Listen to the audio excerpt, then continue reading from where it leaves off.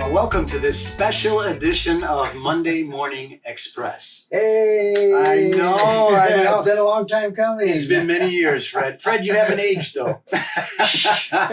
Secrets. Yeah. Well, we're coming to you live from, as you guessed, Pasadena, California, here at the original Whistle Stop with Mr. Fred Hill. Thank you, Fred, for joining us. We're going to talk to Jerry Spoma a little later in our show. Yeah. Oh, super. And talk with him about. Is he still around here? He's still around, right? He's still around. So, hey, we know it's been several years, as we mentioned, but we thought that this was going to be a special episode. We know that since we've been on air, a lot's happened. And Fred, I know you know some of these icons that we've lost in the industry. We've had a pandemic. We've had natural disasters. And we lost a few good friends. You know, I think of John Glab. He was a big name in the industry. Bob Darwin. Right? Boy. Bill McCollum of WNR Enterprises. Right? So we lost Gary Schrader. Excellent. Yeah, so we've lost a few, but we certainly are happy that we still have some friends here that we know very well who've done a lot and contributed a lot to the industry. So we thank you in advance for having us here today. Well, I'm thinking back to those old pioneers. I mean, they were just such a help with me and Dave on the coach yard. I mean, they always willing to share information, and they truly are sorely missed. Yeah, that's a big hole to fill. It sure was. Now, Fred, one of the things that we would be remiss if we didn't mention, we know that y'all have been going through a lot since, especially January of this year, locally here with the Eaton Fire. 7th of January. 7th of January.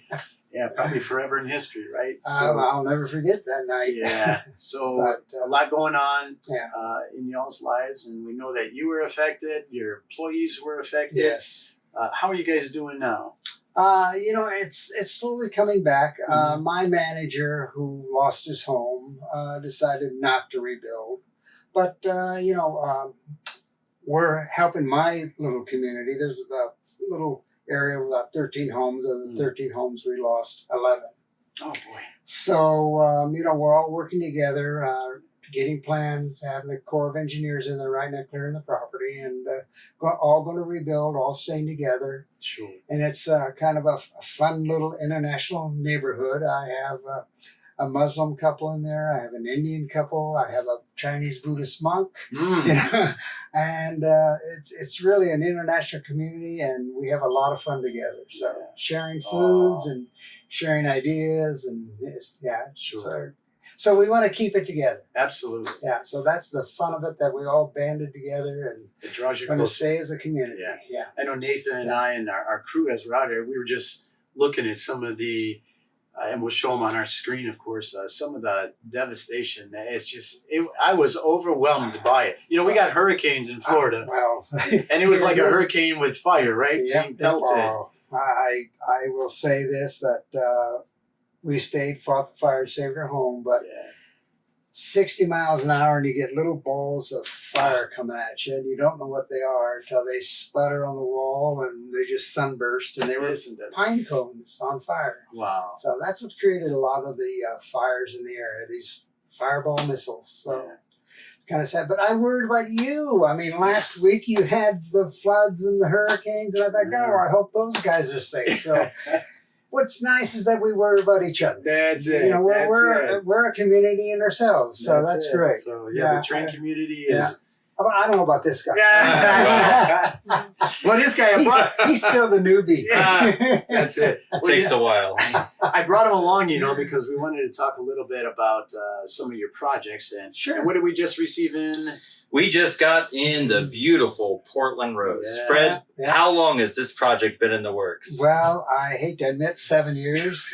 It actually longer than that, but it's 7 years from beginning of production to finish of production. Wow. But you finally delivered. And what a beautiful product it is, for sure. And we have pictures of those even in our brass guide. You can look in our brass guide and see all those pictures of that late run passenger car from UP, and what a beautiful piece. Yeah, and happy to say it's sold out. That's the best words, right? It's sold out. Yeah, well, it was a great project, and it's something that it was actually Dave's project. He really wanted to see that done, and we finally figured out a way of doing it. So Our builders do not like short runs, but in this case, we just had to do it. We had to finish it. Yeah. So we got it done.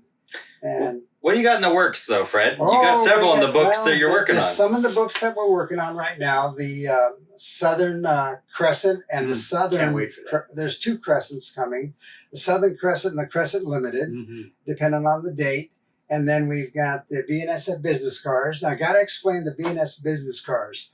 We're doing it as they were in 2022. This is 2025, okay? Wow. I keep getting modelers saying, well, okay, I saw the such car today and they changed the name of the Glacier View to this, the Carl Ice. I said, that's good to know, but we're doing the Glacier View. And they went, oh, no, you got to do the Carl Ice. I say, no, we're doing the Glacier View, 2022. So that's... So we're frozen. But a real modern, probably one of your most modern prototypes, actually. That is not. Not yet. CSX is going to be the most. That's right. CSX business cars, yeah. And we're working real close with the CSX Corporation. And so there might even be a surprise in there for you. We'll know when we go over in May if CSX is going to allow us to do a special car. That they want. That. So that's another project on the board. And Amtrak, right?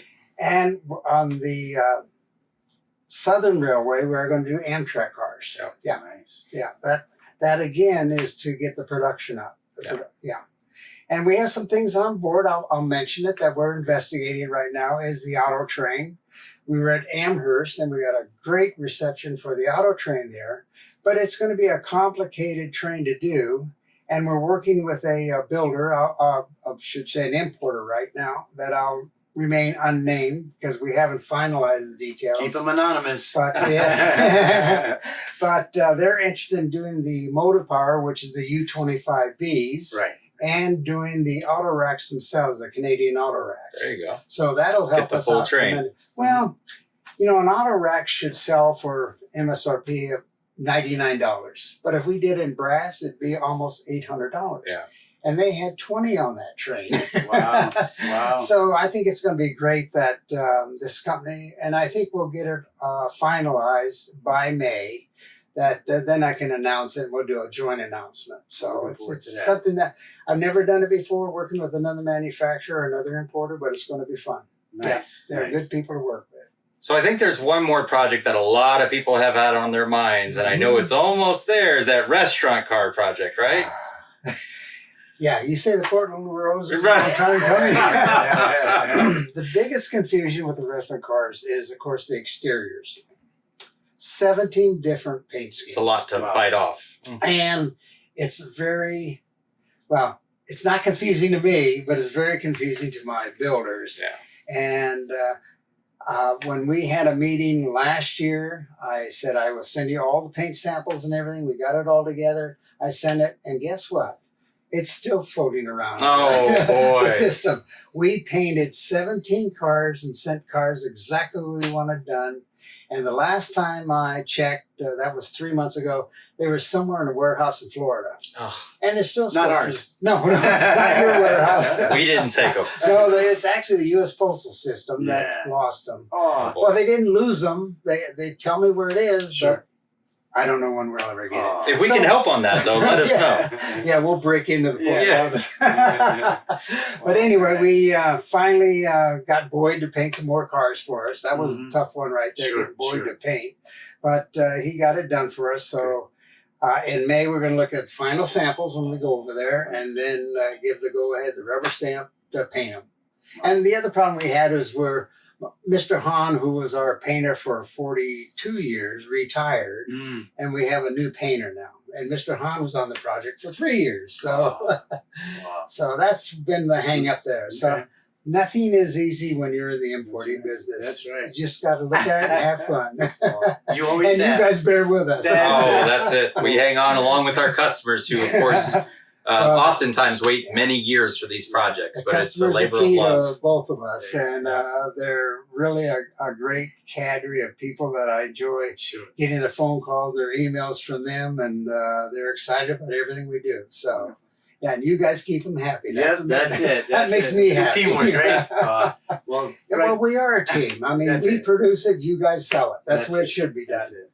Well, Fred, we know you got so much going on, and we're so thankful for you taking just a few minutes. I'm happy to sit at your desk. All right. I never said that. I'm not wearing your shoes, but I'm just sitting at your desk. All right. But thanks so much for just sharing it with us. You bet. It's great seeing you guys. Glad to see Absolutely. you're safe. Yeah. So And if you don't mind, we're going to go talk with Jerry for a well, little we'll bit. have to find them. All right. Sounds good. Thanks All right. again. Take care.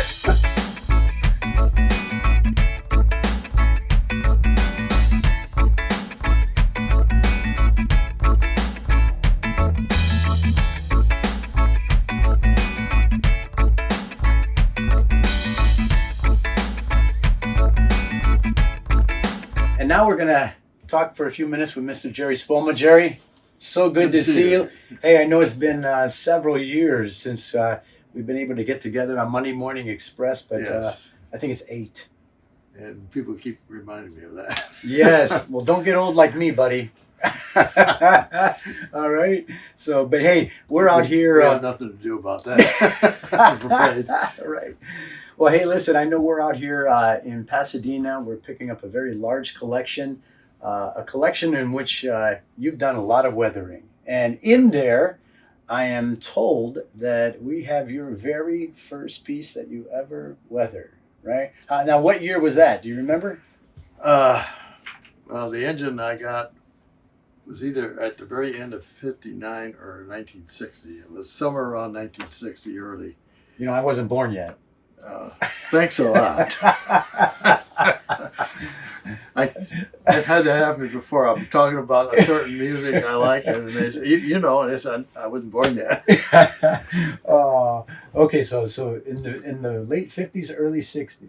I think the model was imported right around late 59. Oh, okay. And I was in school in Grand Rapids, local shop Mhm. ordered it for me. It was a limited run, and I happened to see an ad, and I asked the lady that owned the shop if she would order it for me. I never Mhm. thought she'd get it, but there it was. All right, you got to tell us what it is. Oh, it's a Duluth Mesabian Iron Range Yellowstone of Yeah. 2884. Oh, very nice. And I was a big fan of it. I saw the prototypes in service several times. I had Okay. some relatives that lived there, and my family would go up there and visit. And fell in love with it. Very nice. It's a good looking. It is, and that's the PFM. That's a crown, right? So that's a really nice Japanese, piece. very, very nicely built by Yeah. Japanese. Yeah. I did add a few detail parts, but basically it's correct. It has a huge, I forget, it's a lot, I forget the name of the people that made the motor, but Yeah. I thought it was an O-scale motor at Yeah. first. It's not a Sagami, is it? No, it's, Pittman? Pittman, that's it. Okay. All right. So nice piece. Well, we're going to take a look at that on our screen right now. And so we see some of the detail work that you've done on that model. It's mostly stock. There's a few little things that I Mhm. remember seeing in my photographs, and I added it. Ah, okay. Now, how habit I got into. yeah. So now how about the weathering on that? The weathering is, do I dare say this? It's like I said, it's one of my first locomotives. Mhm. I was just getting into using an airbrush and weathering, thanks to John Allen. Yeah. And I was more of a airbrush weathering than Yeah. I was. I use a paintbrush most of the time doing washes, but it came out good, I thought. Yeah. And unfortunately, I never bought the 50 ore cars I needed to put behind it, Mhm. but or a place to run it. Mhm. Mhm. But the owner of the collection that you're dealing with liked it, and I eventually sold it to him. Nice. And it's been sitting in a case ever since. Yeah. Yeah. That's been there a long time, hasn't it? Yeah. Yeah. kind of hate to add to yourself. To tell you the truth. Well, in this particular collection, though, we have seen a lot of models that have your famous weathering on them, and we certainly can see, through the years, even heavier weathering than lighter weathering. So, what was some of your favorite?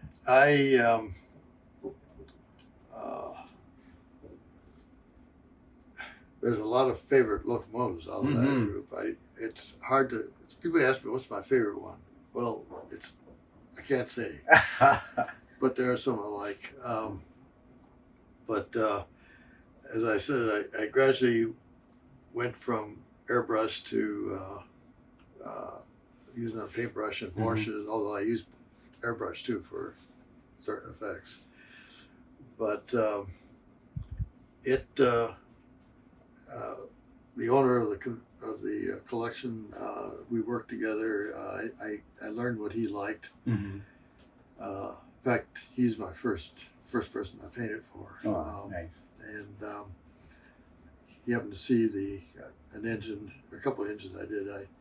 I was a Great Northern fan back in those days. There wasn't even a decal available for Great Northern. And Champ Fender came out with one, but I think it was PFM offered several locomotives in brass. So I sold the odds and ends I had, and Bob saw the collection, saw them in the shop, and asked him who did it, and that's how he got my name. Yeah. And it went from there. Nice. Now, I know people have heard the phone ring, but you got to understand, as we mentioned at the outset, we're at the original whistle stop, so that's Fred. Fred isn't answering the phone back. I'm sitting in his chair. He has people that answer. He has people that answer the phone. Well, good for him. I ignore it. Well, hey, Jerry, just a couple more things. So, can you give me an estimate? How many models in this collection do you think you have weathered over the years? Basically, if it's weathered, I did it. Yeah. I would. I'm not 100% certain, but you're out here before. I think I took a head count, and it's several hundred at least. Yeah. Well, we're gonna show some of those on our show right now, and as we close it out, we're gonna see some masterful artwork done by yourself, and so we certainly appreciate all that you've done and that you continue to do. Over the years, you brought so much fine weathering to this hobby, and it certainly is appreciated. It is. It's actually gotten more difficult. Everything I use is no longer available. Yeah, to paint. yeah. And it's finding compatible paints that will work. And I get there, but I keep losing them. Yeah. Well, you do some great work. I know your paint booth is right around the corner, and it kind of looks like mine at the same time. So I appreciate it. Looks like something blew up in there. Don't tell everybody that. Hey, by the way, how did you guys fare from the fires? How did you fare? Fine. Fred was out fighting the fire with a water hose and saved his house. That sounds like Fred. In fact, both Fred and Judy were out there. Oh, nice. And they were getting pelted with, the wind was blowing. Yeah. And they were pine cones from trees on fire. It kept hitting them. Can't imagine. And he kept at it. He did it. Wow. Most of his neighbors are gone. Yeah, that's devastating for sure. So, well, our thoughts are with you all as you continue to recover out here. Well, it's going to be a long one. It will. It will. Fred, it's almost back. He's had to do a lot of interior work.